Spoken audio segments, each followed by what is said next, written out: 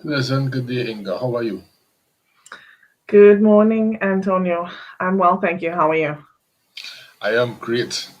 So, our topic today is story selling.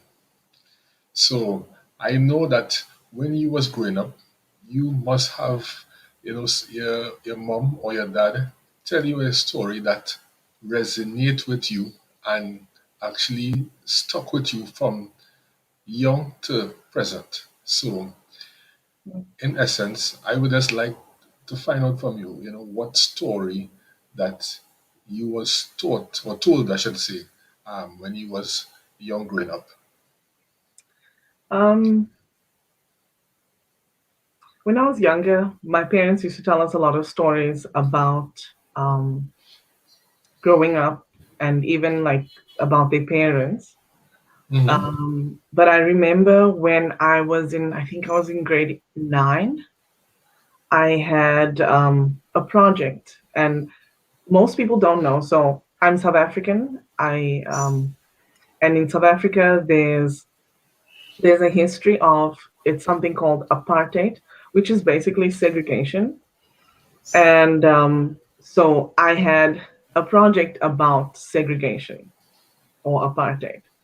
And I spoke to my dad and I decided that I wanted to interview him because I didn't really experience it much. Um, Apartheid was actually abolished in the 90s, but I didn't experience it much because I was still young. And so Yeah. I interviewed my father just to get his take on what happened. And I remember him telling me a story about my grandfather, which was his dad. And my grandfather was very fair skinned and Mm-hmm. he could pass, and he worked at the railway. And one day he lost his job. And the reason why he lost his job was because he spoke to a white lady Hmm. and she had approached him and he hadn't done anything wrong. He just answered her. She didn't know that he wasn't white, but she ended up getting him fired because he spoke to something that was outside of his race. Yes. Hmm. So, That is. that resonated with me because at that time I was attending school in a mixed race school. I didn't, um, I didn't think that something so small could get somebody to lose their job and their livelihood. Mm-hmm. So yeah, it was a lesson to be learned actually. Just to teach me to appreciate what I had because I didn't experience anything like that. That is very sad to hear. However, I have the interpretation that a man is just a man, a woman is just a woman, and we both have the same 24 hours. We both bleed the same color blood. So why try to discriminate someone who may be of a lighter complexion Yes. than someone who may be of a darker complexion? Yeah. Because when you really think about it, do we know what color is good? Some people post up pictures that he may be a white man or a Mhm. black man. Mhm. But if you do your research and look up on history, in Genesis, God created man out of his own image and out of dust, which is basically brown. God created man. So I do not think God might be black, he might be white, he could be in between. That is my assumption, Mhm. So it's just to show that sometimes we just focus on the small things in life because that is nothing to study about. We have to focus on bringing back humanity, Yes. trying to do good deeds. When you do good, good will follow. And back to story selling now. Mhm. Story selling is very imperative so that you now can be able to build relationships with your customers. Yeah. They now can say, well, this story resonates with us because when you are telling a story, you are telling a story and you're using the customer as the main person in this story. So you Mhm. have a beginning, you have a middle, and you have an end. The beginning is how the story basically set up, and at the middle, it will be like the challenges, what happened in the story, and at the end will be a solution to the challenges that the customer had. So Yeah. that's how you effectively sell. Like for example, I will give a story with me on a past job that I had where I went to this customer. However, I now started working with this industry and I did not know too much about the product or services that the company has. So when I went to this customer, I have a brochure with the list of products and the prices. But in terms of the information about the products, I do not have and the benefits. So approach this customer now very nicely, greet the customer, told the customer, well, my name is Antonio Prescott.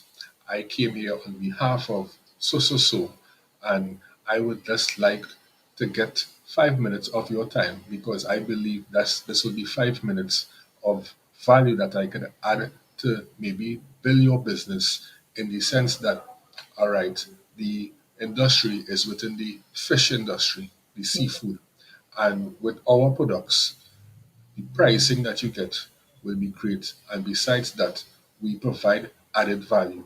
And when I said added value, I meant that having that support in the sense that when we come to your shop place, we can lend support to walking customers and educate them about the product or service Mhm. and promotions and give them premiums to build that brand awareness for your shop or supermarket, whatever the case is that you may have as an establishment. And also, we will be someone that you could always call to find out about anything. We there for you, basically, not 24 hours because we have a life, but we will be there for you, let's say 10 to 12 hours. So anything that you need, we will be there, just ready to hear your question, hear your plea, and we will provide. So back to the story. When I approached this customer was like, okay, tell me about this product, like this salmon fish. And I was like, well, right now we have pink and we have white, but in terms of the benefits of it, I'm not too sure. So he was like, okay. I said, well, give me just 1 sec. I picked up the phone, called the office to find out about the product, and I relayed that information to him. After that, now he asked about other fish, and I said that, okay, I'm not too sure about this, but give me a sec. I pick up the phone, I call, and two other fish items he asked about, and I did the same thing. And at the end, you know what the guy said? I understand that you now start to work at the company, but what I love about you is your demeanor. You did not be like, well, I will find out some other time. You was quick to the Mm. drawer to pick up the phone and make that call on 4 occasions. And just by you doing that, I am willing to purchase from you. And he did not purchase one or two items, he purchased many items on a weekly basis. So it's to show you sometimes you might not necessarily know about a product or service, but once you have the right attitude, Yeah. that will beat back anything. And that made me get this customer each week to purchase from the company that I was working for. And to me, that's a blessing in disguise. Yeah, that's awesome. Thanks. And, you know, what would you say are some of the benefits, in terms of story selling? I think the benefits would be that that person would then get to resonate with Hmm. you, right? And they can relate to what you're saying. Instead of you just going and saying, buy from me, you tell them a story and then they you get you that's kind of your hook where Yeah. you then get them to relate to you and then purchase from you. And you foster a great relationship with stories because it's always good to let a customer know, like a present customer that you have, about an episode where you dealt with a customer and at the end you was able to make that customer get the appropriate make the customer have the appropriate buying decision on the product or service.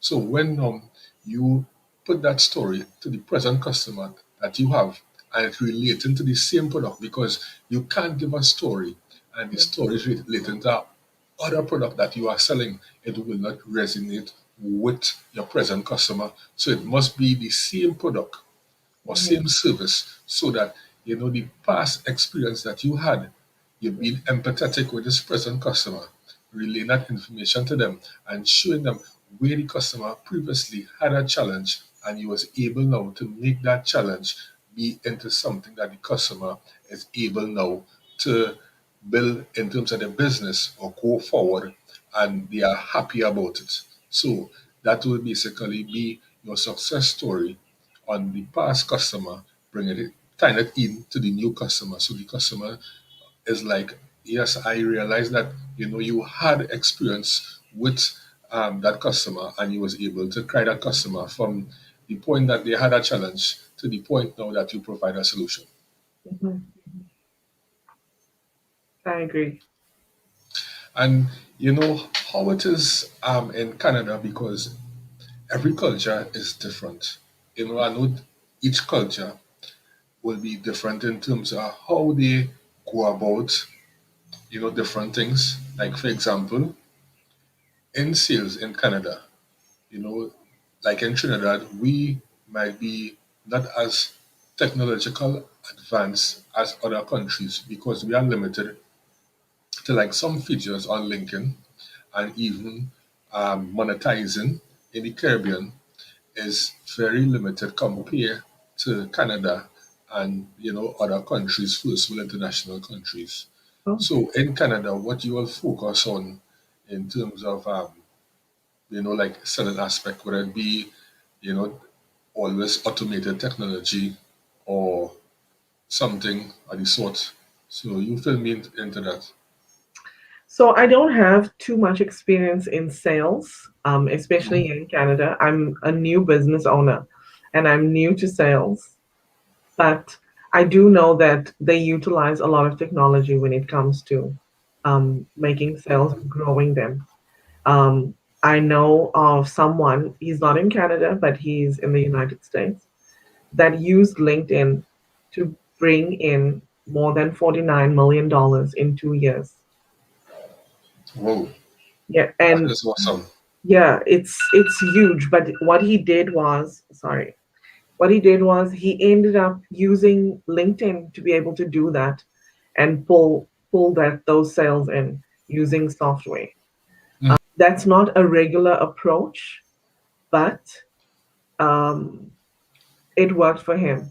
When he was doing it in the first 6 months, his company they were very resistant to it. They wanted him to stop and rather pick up the phone and call Mhm. because they were not seeing the results. But once they saw the results, they shut up and let him do what he wanted to do. Understand. And you would say that you may not be in sales, but by you putting yourself out there, providing a story, Mm. you are in sales. By you providing a story that you told just now about this guy, you now giving me insight as to how did he did something. So let's say, for example, you are this guy, administrative assistant or secretary. You basically already sell to me in the sense now that I want to be curious. I will become curious now to know how this guy reached from that point to that figure. I So wish I could sales. I wish I could be his secretary. He's my friend. He's my friend, but I definitely I would, you know, I'm a connector on LinkedIn, right? So I will Mhm. connect you to him, no problem. You can meet him and talk to him. Okay, that will be great. And I did a poll on LinkedIn. It's still running right now. And in the poll, I saw that most people, 50%, they on LinkedIn still for networking. And in terms of adding value, I believe was like I believe like what 20% or 40% if I'm not mistaken. But adding value supposed to be more important than anything because when you add value, you gain followers Yes. and you become credible. People then tend to trust you. You know, you foster great relationships, and that is basically networking. So, I believe that we have the misinterpretation that by just connecting with people and maybe inboxing them, that we are networking. But no, that is not networking. Success is something that you attract, right? Not what you actually go for to get. So when you provide great value, Yeah. you then get followers, and then these followers now will message you, and then you will build relationships, and that basically is networking. So the main emphasis should be on adding value than just a basic network. Send a connection request, receive it, um, send an inbox message, and that's networking. No, I will say that's not networking at all. I believe in adding value and adding more value than what expected. So, for example, let's say a client reaches out to me and said that, all right, 4 or 5 individuals want training. Okay, I will be like, all right, I will do, let's say, a 3 month training because training someone 1 day or 1 week or 2 weeks, it really does not make sense because you wouldn't really see the growth. Because if you provide information for 1 day or 2 weeks, Mhm. you're not going to see the growth um, right away with the individual. You have to, at a minimum, let's say 3 months going forward, then you can say, well, all right, we start at A and then we see ourselves reaching to D or whatever the case is. So they start a training process and 3 months, you're seeing this value being added to them, then now you actually put more emphasis into it. It don't necessarily mean that when I told you 3 months we will go at it. They might pay me for 3 months, but I might go 3 months, 2 weeks, and the 2 weeks extra I will be saying to the client that this is 2 weeks that I am adding to your sales team or your sales reps because it's not about just the money Mhm. that people have to understand. Not just about the money, it's about the value. If you could put in additional stuff into that training and make it much more valuable, right? At the end now, everyone will feel satisfied. The client could never say that, only 3 months you gave me and the percentage increase maybe was a percent or 2%. But when you add in that extra 2 weeks Yeah. on the house, there's nothing that the client or the sales reps could say because that 2 weeks you was not paid for. You choose to put in that 2 weeks. And when you implement strategies like that going forward, you will be the person top of mind. So anytime they are looking for someone, whether it be in business, in sales, or anything, they will reach out to you because you are not just about adding a price. You are about adding value, and value is most valuable. And I believe that it's something that it had to be innate in you because some people tend to fake it till they make it. Yeah. And that is something that I not too keen about. When you're doing something, it have to come from the heart. It have to Yeah. come genuine. And when you do that, it emanates a different energy into someone else's life. And they know who are genuine and real. You can tell that. Yeah. Absolutely. Definitely you can tell that. Absolutely. So to me, adding value should be the most important thing. That's why we could tie it into storytelling because when you're storytelling, you are adding value. So you are showing someone that here what I had the same issue with a previous client or customer, and I was able to overcome that hurdle for them. So when you provide that story now, the present customer or client, they now feeling at ease because you did that already. You was able to overcome their challenges. And Absolutely. that is imperative going forward. Absolutely. I agree with you. Um, so I told you I'm new to business, and Mm-hmm. I had somebody approach me. He is a marketing director. Yeah, Excuse me. Um, welcome. Thank you. Excuse me. Uh, so he does marketing, and he approached me about using LinkedIn Sales Navigator. Mm-hmm. And basically, the way that it works is you define the demographic of people that you want to reach out, Mm-hmm. and you build a sales drip campaign, right? So you have emails, specific emails that are supposed to go out when you're reaching out to people to connect. And I did this for the month of March with him. um i I was trying to do it, first of all, because he approached me, and because I was looking to connect with potential clients. um that didn't work because he wanted me to be more aggressive, and that's not my approach. I don't And believe in going after someone until they say, okay, yes, I'll be your client. and this sales navigator that you was using is on LinkedIn. Yes, it's on LinkedIn. Yeah. And so he built it, and he was, so the way that it works is you send a connection request, you send a message, and then when the person connects, then you send another message. And then, if they don't answer you, the only way that the messages get sent out is if you keep sending one if they don't respond. But so somebody, it's not me. I wasn't the one that was sending out the messages. It was someone that was doing it on my behalf, that was part of his team.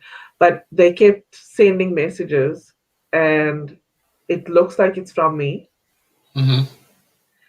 And it wasn't a good result because I didn't make any sales from that. Hmm. Because people don't want that kind of sales. They don't want somebody to be reaching out to them and be like a dog with a bone, right? They They want want. they Mm-hmm. want value added. Correct. And Correct. so I've stopped that campaign, and I'm doing it on my own. I'm not really going out and sending people messages repeatedly. All I'm doing is I'm sharing my content, because for me, I've decided that LinkedIn for me is about adding value to other people, Mm-hmm. and to their feed, right? To me, it's not about sales. And I believe that the sales will come. It will come. And Just last it week, has come for me. It has. just last week, a guy approached me and said, "How do you sell on LinkedIn?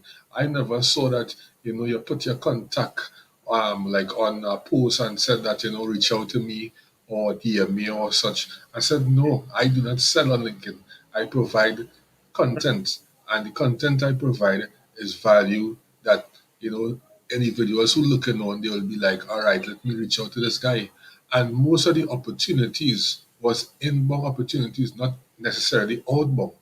I'm not really too fan of the outbound so much. No. Working for a company, if I have to call the email, and so these sorts of things, I Yeah. will do. But on LinkedIn platform, to reach out to individuals, I that's not my cup of tea. Do not really fancy it. I just be like I'll provide value, let's say for the week, 4 or 5 times for the week, and try to add value that is trending, things that, because sales is something that always increasing. The modern day sales market individual compared to back then is totally different. I Yeah. would say it's easier now than back then because back then is more of psychology of selling, understanding the minds of individuals. Now you have automated technology that sometimes you think you're talking to the individual and you are speaking with a robot. So it's not too good because I'm more into the personalized Yeah. messaging. Because, like for example, saying happy birthday to someone, I wouldn't just, click the happy birthday that Lincoln offers. I would say happy birthday, whether it be happy birthday, Inga, Mm. how are you? Hope that you have a blessed and enjoyable day. Yeah. A personalized message that this connection will feel at ease, feel welcome that this person really reached out to me Yes. and wished me happy birthday and provided my name and telling me hope that I have a great day. You know that is not an automated message. Is Yeah. someone or a real life individual that is sending this message. So Yeah. I will tell anyone, do not try to sales pitch on LinkedIn. Do not, tell someone, reach out to me or whatever the case is. Once you are providing valuable content, people will reach out to you. They will Exactly. know that you are confident. They will know that you're genuine. Just try to be honest. And each thing that you post on LinkedIn, let it be coming from the heart, authentic. Do not ever try to make a customer feel that, here what, this person is not credible, or I believe this person is telling a lie. Anytime you do that, you lost credibility and trust, and it's so hard to Mhm. gain credibility, but then so easy to To look. lose trust. Yeah. So these are some things that we really have to understand. But I heard that Sales Navigator is working very well. For example, like the SSI score, um, my one was like 73% in terms of social sudden index. And I heard that for you to reach like 85%, you must have the feature Sales Navigator. But the price of it, which is like 70 something US per month, I find that it's a bit high.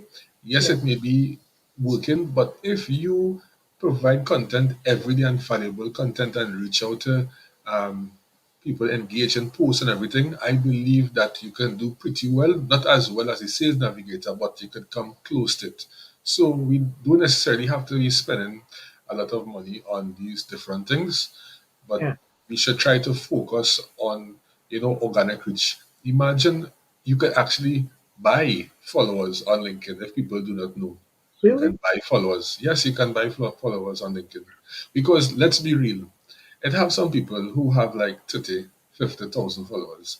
And when you see the engagements they get is like maybe 10 likes, 15 likes, 20 likes, it's not adding up, So on LinkedIn, now you can buy followers. To be honest, you can do that. And I don't know if people realize that, but I only realized that a little time ago, but you can. So LinkedIn is a great platform, yes, but it comes just like Instagram and Facebook right now, where you can buy followers, and it's not about how much followers you have, but it's about the value that you add in. And it's not about the likes that you get, it's about the views that you obtain. When Yeah. you see that you like get you do a video and let me say you get over 200 views, that is great because the dwell time is like 3 seconds now on a video. So if you get over 200 views on each post, that is to me superb. And if you be in the range of 1,000 and up, well, that is great. But to me, it's more about the views. And with video content, it's always better because how you operate in a video is how you will be in real life. So the your audience getting a feel of you to know, how you how you talk, how you present yourself. So it'll be like, all right, I saw Antonio on video so many times, so this might be the same guy in real life. It wouldn't be much of a difference. So this is um, the closest way that you can get to have a feeling or have a idea of how Antonio operates. So Okay. when you provide video, people feel that they're more um, they more go into you, they more welcome you. So they will be like, all right, I believe I could trust Antonio after all these videos that he put out. He seemed like a person who genuine, a Mhm. person who is real, not fake.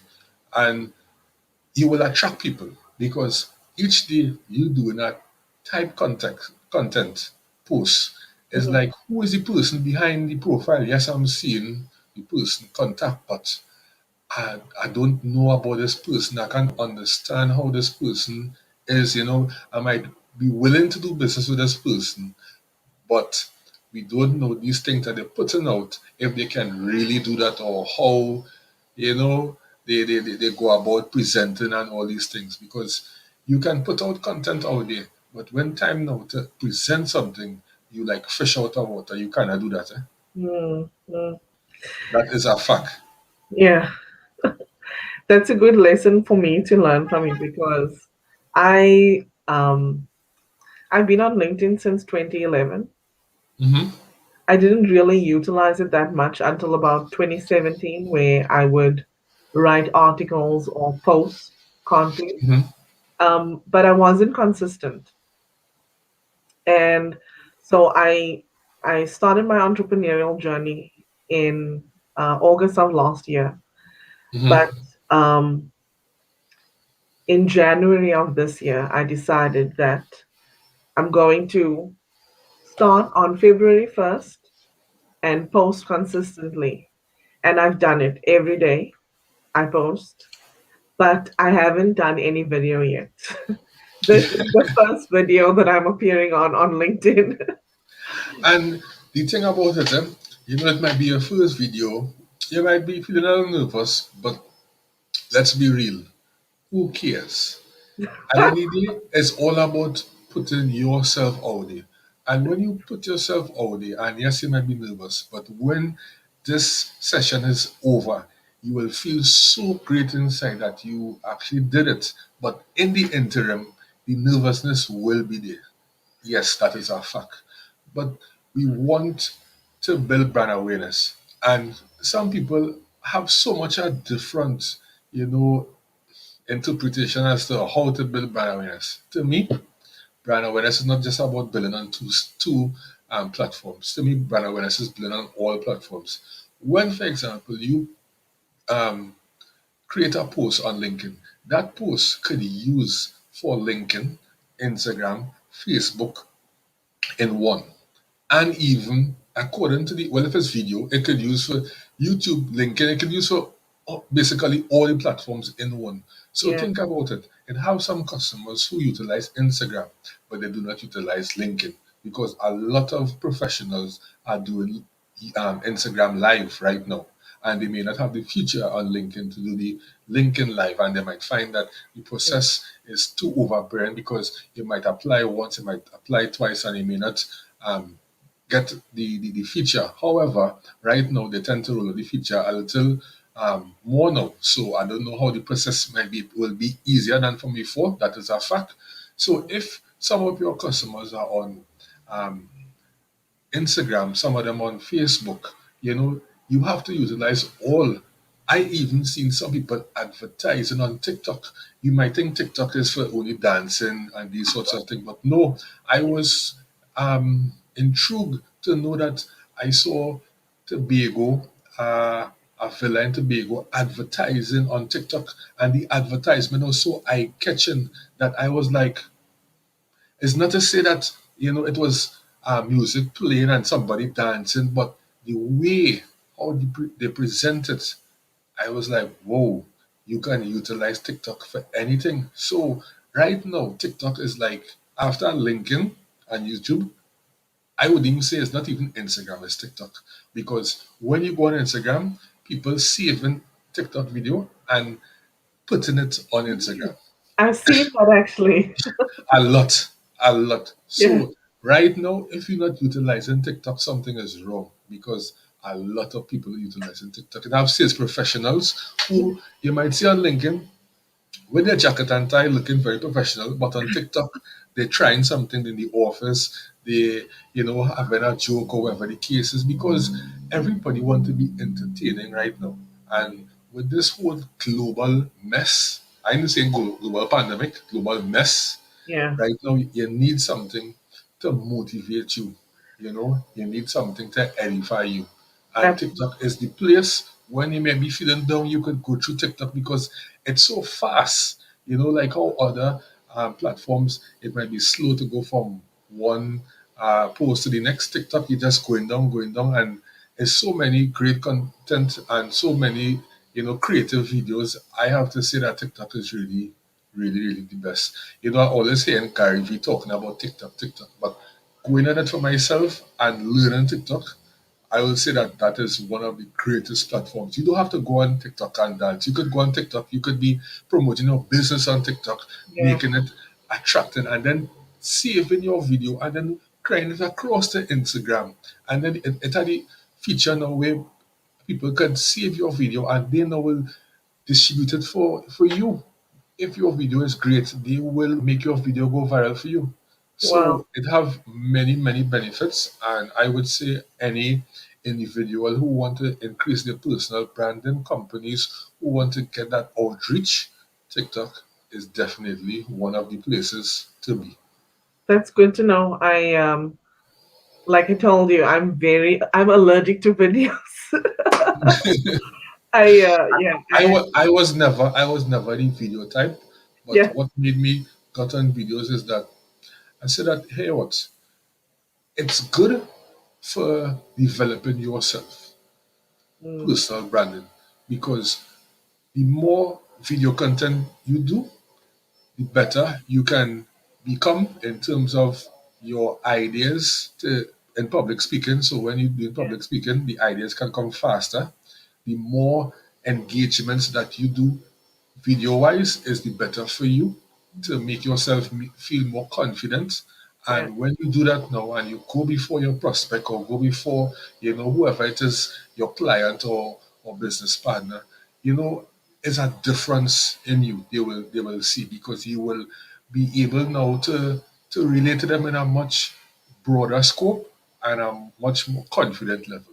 yeah, And that's what you want. You want to be confident because if you're not confident in anything that you do, people can see that in you yeah, and they now would not be, well, say, give you the job or the opportunity mhm, that they may have for you because they see that nervousness, that lack of confidence that, you portray in yourself. mhm, mhm. I agree. I think the main reason why videos do so well online is because it humanizes you, right? Like Correct. otherwise, we're just seeing words that you write or words that you get from somewhere else. Some people don't Hmm. like the original content. But with doing videos,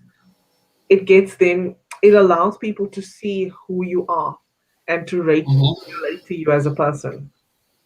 So And then for storytelling now, when you have your video and you give a story with video, it's like you can watch that video.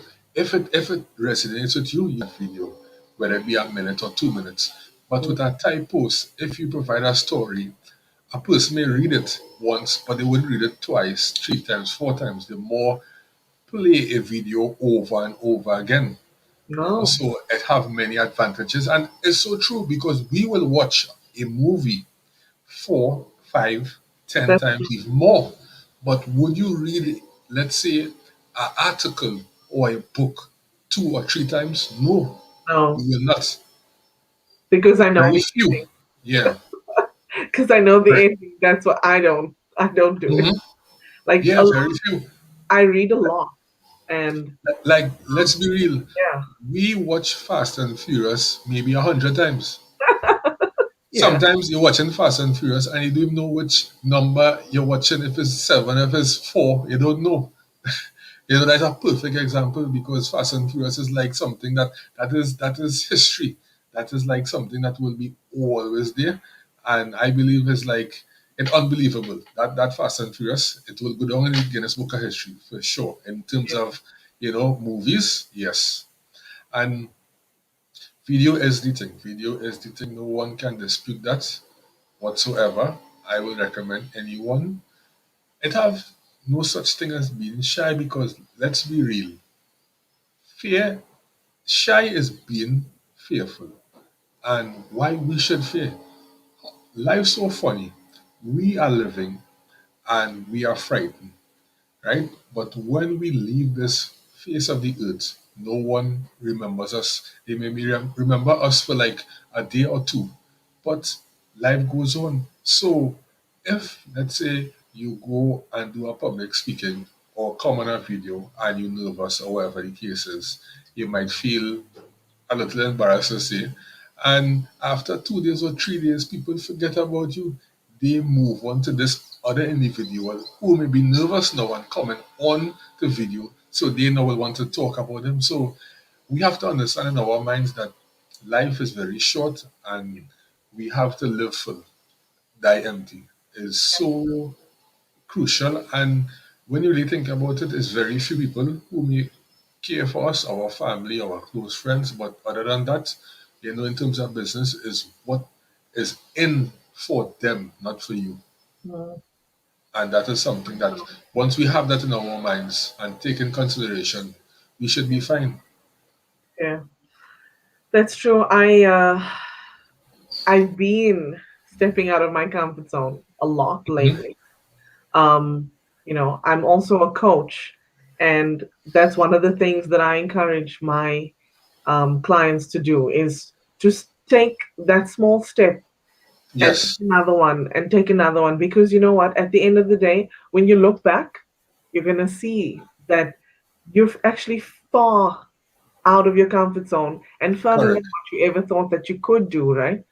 Hmm. Because at the end of the day, fear is false evidence appearing real. Sure, right. And I will tell you something.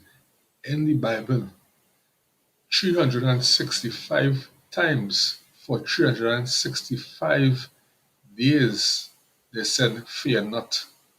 And it's a reason why each day you wake up in the morning, fear not. Mm, Why we should fear. mm, So it's just something to remind us each day that we should fear not for 365 times. That is no coincidence. There's no coincidence because fear is something that kills a lot of dreams. If you do not fear, right now, for example, everyone says the job market is difficult, right? But if it is, you do not fear.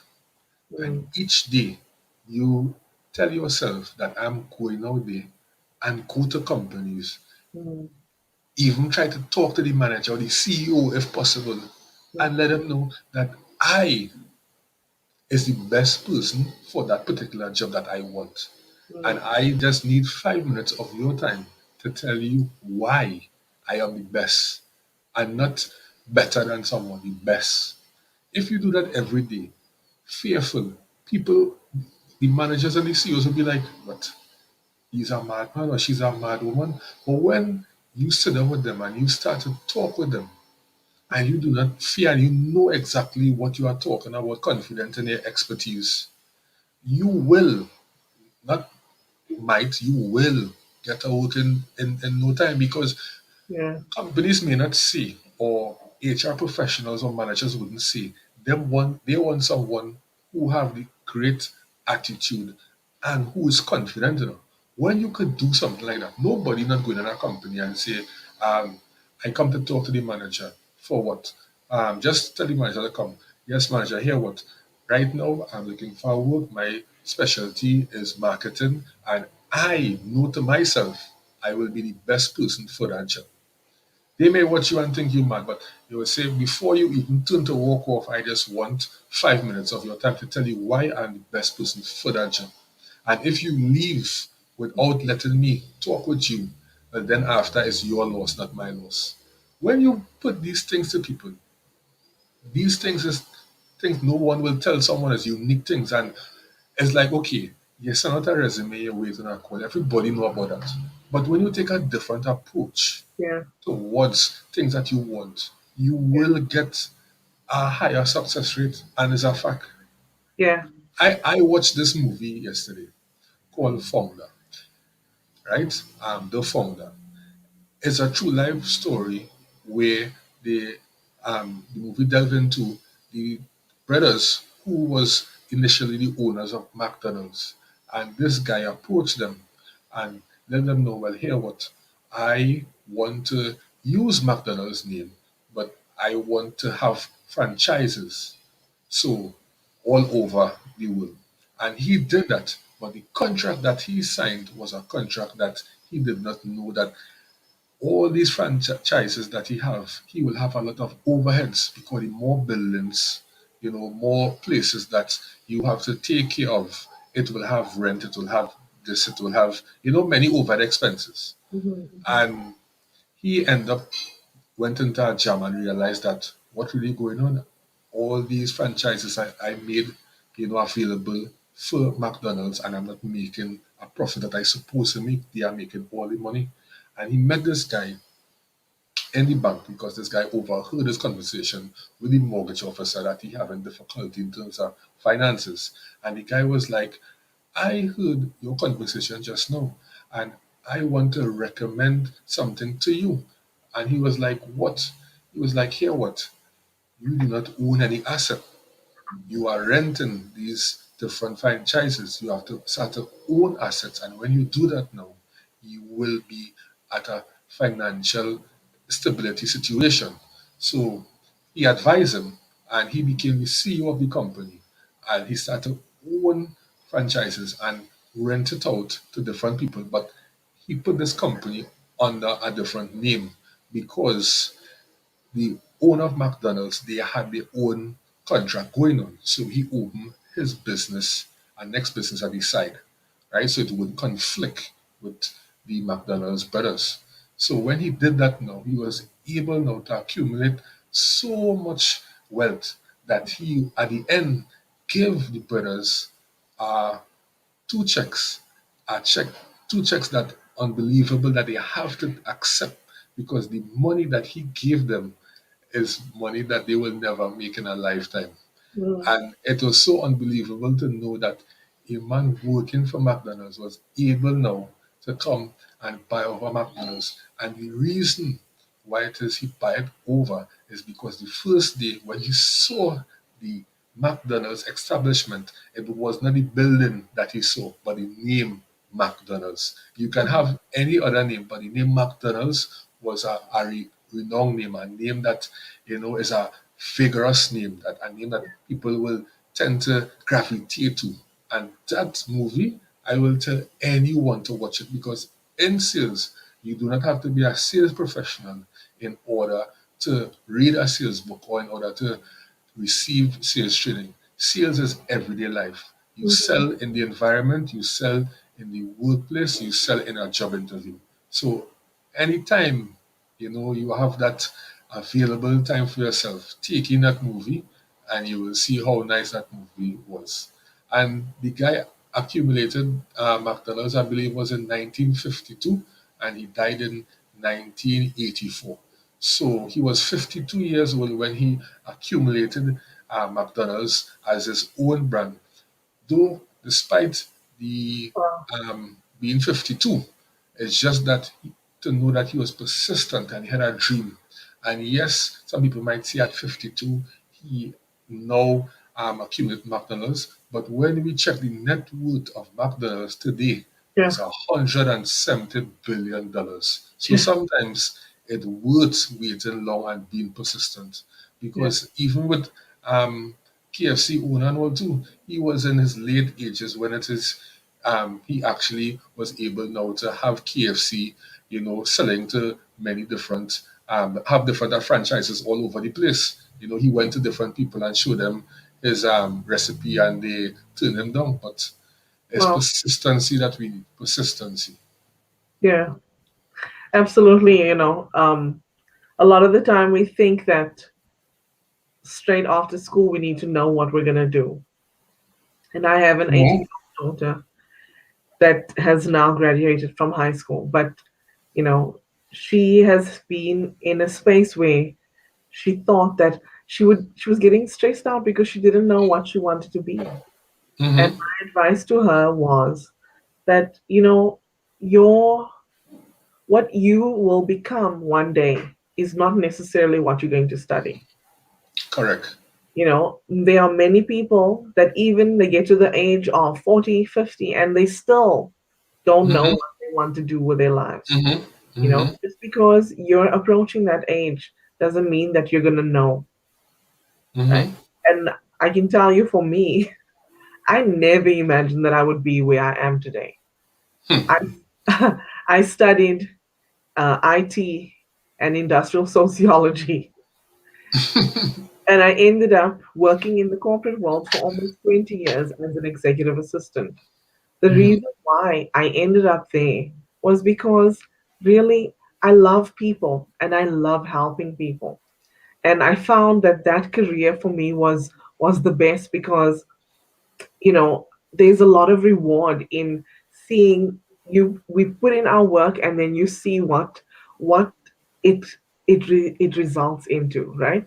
The what actually comes to fruition as a result of what you do.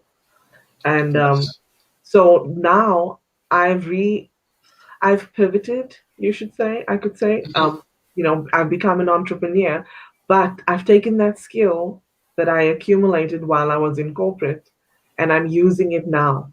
And really, this is so far from where I thought I was going to be when I was 16 years old.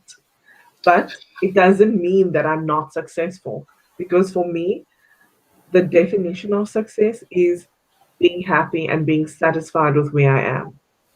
Correct. Because it have so many people who have a lot of wealth and they are not happy.